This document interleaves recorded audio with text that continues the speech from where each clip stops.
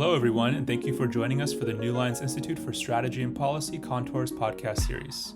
I'm your host for today, Eugene Chausovsky, and I'll be talking to my colleagues Milos Majori and Andrew Loftusness about some of the key developments this week related to geopolitical hotspots and their implications on global connectivity themes like trade, technology, energy, and climate.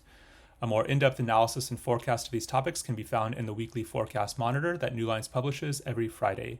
The weekly forecast monitor examines various forecast scenarios for geopolitical hotspots around the world and the risks and opportunities that such scenarios can entail. So, Milos, it's been an exceptionally eventful week. What are some of the most important developments that you've been tracking this week?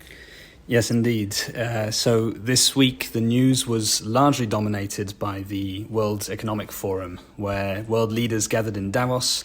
And the event was largely dominated by US President Trump's threat to annex Greenland, which he later walked back following discussions with NATO. So we'll be covering that. In the Middle East, there again, President Trump inaugurated his board of peace for Gaza and ordered the Department of Defense to also draw up plans for a possible intervention in Iran. Shifting to the Russia-Ukraine conflict, top US officials held meetings with both Ukrainian President Volodymyr Zelenskyy as well as Russian President Vladimir Putin, all as Russia continued its strikes on Ukraine's energy infrastructure. And then finally, in the Indo-Pacific, the US Congress approved a revised defense budget that earmarks around $1 billion for Taiwan's defense, while the United Kingdom approved a controversial construction of China's new embassy in the UK. So, as you said, lots to get into. Yeah, thanks, Milos. So let's start off with Greenland. And as you mentioned, Milos, there was a lot of diplomatic activity sort of in the lead up to and during the World Economic Forum in Davos. And I should mention that we are recording this podcast on Thursday morning on January 22nd. So some of the issues that we're talking about are quite fast moving. But let's start off in terms of what we've seen kind of in the lead up to that Davos summit on Greenland and some of the interactions between the US and EU NATO countries in this regard. Yeah, it's been seemingly quite a long week in terms of events at this regard. So if you'll recall, last week we had a delegation of Danish and Greenlandic foreign ministers going to Washington to try and dissuade the US from its ambitions to acquire Greenland. That was promptly followed by a military mission by European countries to Greenland with the scope of assessing the territory, seeing how they could contribute not only to overall military exercises, but also to Greenland's defense overall. Right after that, it seemed that there was some form of miscommunication perhaps, but President Trump put out a Truth Social post where he threatened the contributing countries with 10% tariffs that could jump up to around 25% tariffs in June if negotiations to acquire Greenland didn't go forwards as he wanted. So this obviously started off the week with a flurry of panic, notably from the European countries, compounded by the fact that the United States didn't actually rule out the use of military force to acquire Greenland. And needless to say that there were divided reactions across the continent, but most European politicians felt that this had crossed some red lines. And I should say that not only were there official statements by the US government that backed Trump's messaging, but in the lead up to the World Economic Forum, there were also some Truth Social posts by Trump revealing some leaked messages he'd had with the French President Emmanuel Macron, as well as the Secretary General of NATO, Mark Rutte. So there was already some talk of retaliatory actions being taken by the Europeans, and some of the options that were being floated involved everything from reciprocal tariffs to the dismantling of US bases in Europe should a military action actually be taken by the US. And it kind of led up to, at the start of the Davos Forum, with some notable speeches at this regard, including one that stood out was one by Prime Minister Mark Carney from Canada, who basically proclaimed, in his words, the end of a rule-based order and a need for countries of similar ideologies to sort of group together and defend, in this case, Greenland, but beyond that as well. So there was quite a long lead up to this meeting. Right. So we've seen basically this diplomatic and even hybrid escalation on the Greenland issue between the U.S. and some of its partner countries in the EU and NATO. As you mentioned, that tariff threat in particular seemed to really alarm the Europeans. And even without ruling out the use of force, compounded those NATO issues as well. But over the past 24 hours, there has been quite a shift in tone and even position from the U.S. and from President Trump. So, what can you update us on what we've been seeing there on the Greenland issue? Yeah, so I think a lot of the attendees of the World Economic Forum breathed a collective sigh of relief when he stated that he would not be using force to acquire the island. That was during his speech in Davos itself. And then following the meeting itself, he actually doubled down and announced in a Truth Social post that he would not be imposing tariffs on the European countries that he'd threatened with before. And that he'd reached the framework of a future deal, to use his words, with the NATO Secretary General. It's unclear, at the moment what spurred on this walking back.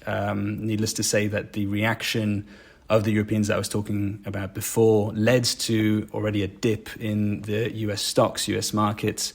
So we've seen that has happened before when the US has announced tariffs in the past. So maybe that did contribute. Maybe this was a bargaining chip all along. It's unclear at the moment. But with regards to this framework deal that Trump tweeted about, we don't know the full extent of the details that are included in that. However, there's some early talk about it involving increased permission for U.S. mining companies to be on the island, as well as an increased presence of U.S. missiles. And in addition, I think there is some talk about an increased NATO presence in Greenland, obviously without the presence of the United States, so a higher European and Canadian contingent. So overall, for the moment, it seems the dust has settled. However, this is likely to leave a long-lasting diplomatic mark. European leaders have already been expressing skepticism over the goals stated by Trump. There's been calls for increased European autonomy in the defense and industrial sectors, which we've been seeing for the past couple of years anyways, but this really seems to have spurred on quite a lot of politicians on the European side. To give you some examples, there have been some parliaments, like some members of parliament in France, I believe, who have petitioned to leave NATO, and it's unlikely to go through, but just to highlight the seriousness that this is being taken with. And there are renewed as well informal proposals for an EU defence framework, both within the European Commission itself, but also within member states' governments. And I should add, just as we're recording, there was news just minutes ago from a tweet by French President Emmanuel Macron that the French Navy actually boarded a Russian oil tanker in the Mediterranean Sea, which he states was in accordance with the UN Convention on the Laws of the Sea. But I am assuming, given the timing, that this really is meant to be a show of the determination that these European countries are likely to keep showing in the near future and beyond. Right, so quite some notable developments here on the Greenland issue, first with that escalation and then ensuing de-escalation diplomatically on the hybrid front out of the U.S.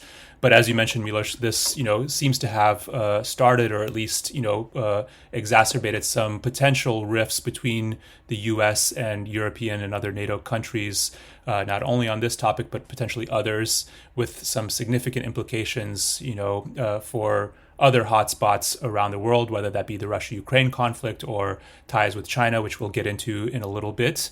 But for now, we'll have to leave it there, and we'll certainly update in future episodes on the status of the Greenland issue.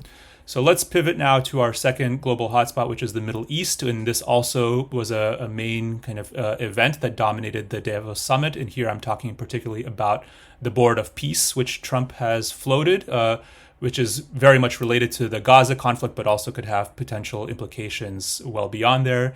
So Andrew, turning to you here, what can you update us on Gaza negotiations and where this Board of Peace fits in? Yeah, quite a lot to talk about today. So, the Board of Peace, as you just mentioned, Eugene, is something that we have been hearing about and discussing quite a bit over the last few weeks. And as of today, January 22nd, its founding charter has been signed at the Davos summit.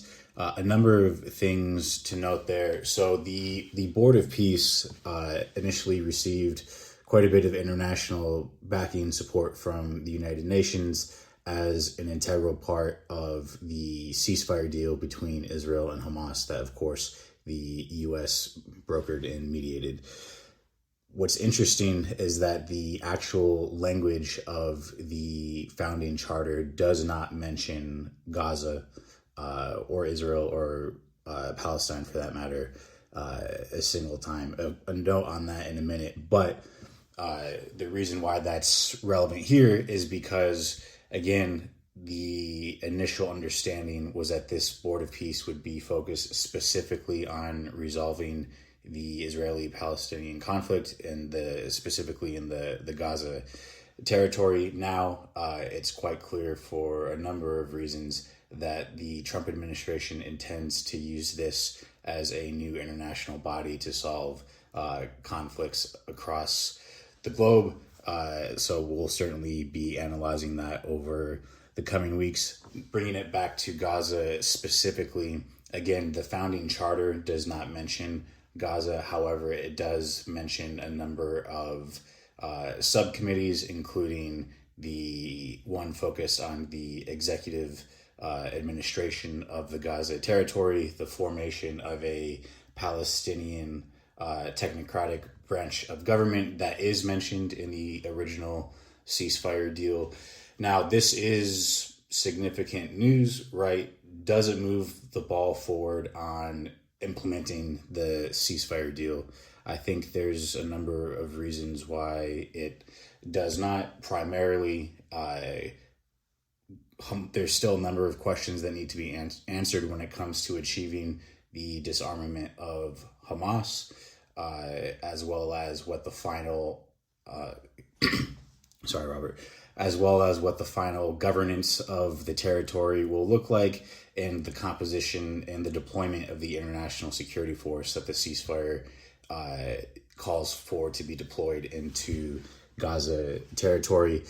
The Trump administration has announced that phase 2 of the ceasefire deal has begun. There's been some rare public division between the White House and the Netanyahu government over that stance. On that note, Benjamin Netanyahu accepted Trump's invitation to the Board of Peace just yesterday. But again, there's a number of questions that remain to be answered about how the formation of this new international body will actually serve the implementation of the White House's own ceasefire deal in Gaza. Right. And I should also note here that there is ongoing military activity currently in Gaza, with the IDF having killed at least 11 Palestinians this week. But obviously this Board of Peace and how it implements, whether and how it implements the phase 2 implementation of the Gaza conflict will be very important to watch, which we'll update in our next episode. And then in the meantime, there's been some notable diplomatic but also military activity out of Syria this past week. So what can you update us there? Yeah, so for the last week or so, we've been watching a lot of fighting between the Syrian government, the Syrian army, and the Kurdish-led SDF, the Syrian Democratic Forces. Quick background, the SDF were the primary ground partners of the U.S. in the war against ISIS. In Syria, that was a very close partnership. During the days of the ISIS territorial caliphate in Iraq and Syria, post the defeat of ISIS, if I may say so, when the United States transitioned to more of a containment strategy, the U.S. relationship with the SDF remained close. However, it opened up a number of questions about what this would look like in the long term. Of course, the collapse of the Assad regime changed everything both on the ground and diplomatically, which brings us to the present day. Specifically, we understand that there were a series of meetings that took place in Paris and Baghdad possibly elsewhere, where the United States more or less gave the green light for Damascus to initiate at least a limited ground offensive into territory in northeast Syria that is currently occupied, or held, I should say, rather, by the SDF, by this key U.S. ally. This offensive from the Syrian military, of course, comes after a very fraught effort of trying to integrate the SDF into the Syrian central government. There's been an intense escalation of fighting over the last couple of weeks. Most recently, the two sides agreed to a 96-hour ceasefire, with Damascus saying essentially the SDF must agree to fully integrate into the Syrian central government, the new government, or at the end of that 4-day period, which I'll note is tomorrow, January 23rd, then the Syrian army will attack the cities of Hasaka and Qamishli, the two primary cities still held by Kurdish forces. There's a number of avenues we could go down there. I'll just very briefly say that specifically from the Kurdish perspective, this is a familiar story. The U.S. partners with them to achieve a certain set of objectives on the ground. There's a series of promises made, and then again, from the Kurdish perspective, a series of promises broken once the conflict has ended. On that note, U.S. ambassador to Turkey and essentially the special envoy to Syria and Lebanon has said publicly, as well as in private to Mazloum, the leader of the SDF, that it's now in the U.S. interest to side with Damascus. There's a new government in Syria, and the United States wants to see all Syrian territory united under a single government. And then the other, of course, main external factor besides the United States is Turkey. And very simply, that's the looming threat of intervention, which could happen swiftly if there's another holdup or a round of fighting over this issue of Kurdish integration into the central Syrian government. Right, so lots to pay attention to there on the Syrian front. And before we move on, are there any other updates out of the Middle East that you wanted to mention? Yes, just very briefly, Israel conducted a number of airstrikes in Lebanon, specifically on the Lebanese-Syrian border against Hezbollah targets. Public statements from the Israeli Ministry of Defense said that they were targeting smuggling routes that Hezbollah uses for cross-border operations. And then, again, very briefly, but definitely of note, President Trump has ordered the Department of Defense to draw up, quote, decisive options for strikes against Iran. And we also understand that the U.S. is currently moving a aircraft carrier, the USS Abraham Lincoln, and a strike group into the Persian Gulf. Again, this is not necessarily indicative of any immediate escalation from the United States, but it will put more pressure on Iran when the U.S. and its allies step up pressure to reach some sort of negotiated settlement, which we will almost certainly see a diplomatic campaign to that end within the next couple of weeks. Got it. Thanks. So let's move on now to the Russia-Ukraine conflict. And this, kind of like our previous topics, does touch on the Davos summit with a lot of important diplomacy happening there. So what can you update us on that front, Andrew? Yeah, so a lot of big updates from the Davos summit as far as things go with the diplomatic effort for the war in Ukraine. Not a lot of detail. However, at this time, President Trump and President Zelenskyy met in Davos very recently, actually. So we don't have too many details from that meeting right now. The most we can offer there is a quote from Zelenskyy from a speech he gave where he basically said, I was here last year. I said Europe needs to learn how to defend itself. A year has passed and nothing has changed. I'm forced to say the same words again. Again, that's a direct quote from Zelenskyy. He gave that speech just after having talks with President Trump in person.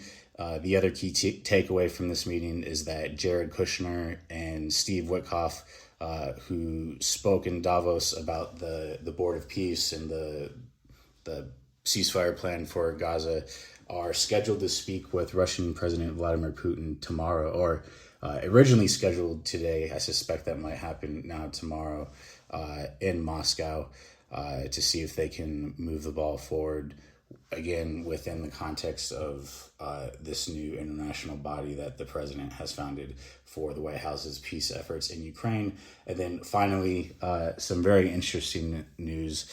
Putin recently, he accepted the invitation from Trump for Russia to join the Board of Peace. That comes with a $1 billion bill for membership. And Putin has offered to utilize $1 billion worth of frozen assets currently held by the United States in order to pay for Russia's entry into this international body. And this is a quote, to provide for the restoration of Gaza and Ukraine. Obviously, that raises a number of questions, and I'm certain that we'll have more details in the next week or so. Yeah, I will note that invitation for Putin to join the Board of Peace has been a somewhat controversial move by the U.S., controversial at least from the standpoint of countries like Ukraine, of course, but also several European countries which have been very hesitant to join for that and potentially for other reasons as well. So just another example of how a lot of these hotspots are very much interconnected with one another. And while it is notable that we've seen some diplomatic activity and potentially moving forward the ball towards some kind of deal, it is worth noting here that there do continue to be, military and hybrid actions. For example, Russia is continuing to attack Ukraine's energy infrastructure over this past week. And there was also statements out of Ukraine's defense minister that Ukraine is vowing a quote-unquote data-driven overhaul of its war effort and that it will aim to kill 50,000 Russians per month during 2026. So as we're seeing some diplomatic movement, it is very much noteworthy that military and hybrid activity does continue. But let's conclude with our final global hotspot, which is the Indo-Pacific. So turning back to you here, Milos, some notable activity out of the U.S. and Taiwan. What can you update us there? Yeah, so we got the news this week from the U.S. Congress that there was an update on its stance regarding Taiwanese defense. So the U.S. House of Representatives actually released its reading of the Consolidated Appropriations Act, earmarking around $1 billion and a bit for defense cooperation and support initiatives for Taiwan. So this is actually based on the National Defense Authorization Act, which was released earlier in December. And it should be noted that this current one still needs to pass in the Senate as well as the full House, which is likely to be by the end of January or early February. So, just a small item of news on the US's end here. But overall, this was received well from the Taiwanese side, as around this time last year, just after Trump came into power again, there was a lot of worries on the Taiwanese side on whether or not the continued support for Taiwan would still hold under the Trump administration. But overall, it seems that over the year, the posturing by the United States and the United States forces in the region seem to still indicate a very strong support across the aisle for Taiwanese defense. The most recent, large postures of which being increased arms sales to Taiwan, and we've heard from both sides that those are likely to continue. And with this new Appropriations Act, it's likely that throughout the rest of the year we're going to be seeing similar news of that sort. So just a quick update on the fact that Taiwan is quite happy still. Gotcha. And there's been some also significant updates related to the UK and China, which kind of going back to the start of our discussion, potentially linked to some fallout or at least some concerns out of the Europeans over the US position and seeking to diversify and expand their ties elsewhere. So what can you update us on this front? Yes, indeed. It kind of brings us back to the start of the episode. And I should say that we've already seen this from some other US allies, and we covered last week the fact that the Canadian Prime Minister also went to China last week to consolidate some economic ties, reduce tariffs on electric vehicles.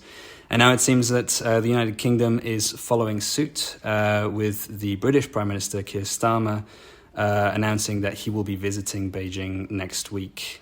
This was confirmed by the Chinese side, and President Xi Jinping has even said himself that he is willing to rekindle stronger economic relations, which have deteriorated over the past couple of years. But there's talk of a new CEO council being in the works between the UK and China. And actually, along with the Prime Minister, there's a lot of business heads going along for the trip. But this follows the news that the UK has also given its approval for the construction of a new Chinese embassy in London. At the moment, the Chinese diplomatic presence in the UK is dispersed across a few different sites, but this move, based on a proposal that China made a couple of years ago, would see them all consolidated into one. And it would actually represent the largest Chinese embassy in Europe. This has been subject to a lot of controversy, however. The location of the embassy itself has been said to be a potential risk to the UK's national security, as it's very close to the city's financial district and is basically perched on top of a node of fiber optic cables that are carrying sensitive information, including to the United States. And on top of that, there are some local concerns regarding the potential displacement of local residents, as well as increased surveillance for Chinese expats residing in the UK. So clearly not a move that has been welcomed by all, but it seems that the UK has extended an olive branch ahead of the upcoming visit next week. So I'm sure that we'll be covering that next week, and we might hear more about the concrete results of that. But as you mentioned, important to keep in context the fact that this is within the realm of US allies seeking to hedge their bets and perform some outreach to China, reversing the course of the past couple of years. Got it. So that's about all that we have time for today. Before we wrap up, Milos, were there any quick hits that you wanted to mention? Yeah, so we're still keeping an eye on the United States domestic situation. Protests are continuing across Minnesota against the Immigration and Customs Enforcement Agency. There was actually some legal news where a lower federal court had placed a ban on the use of pepper spray against nonviolent protesters, but that has since been repealed by a higher federal court.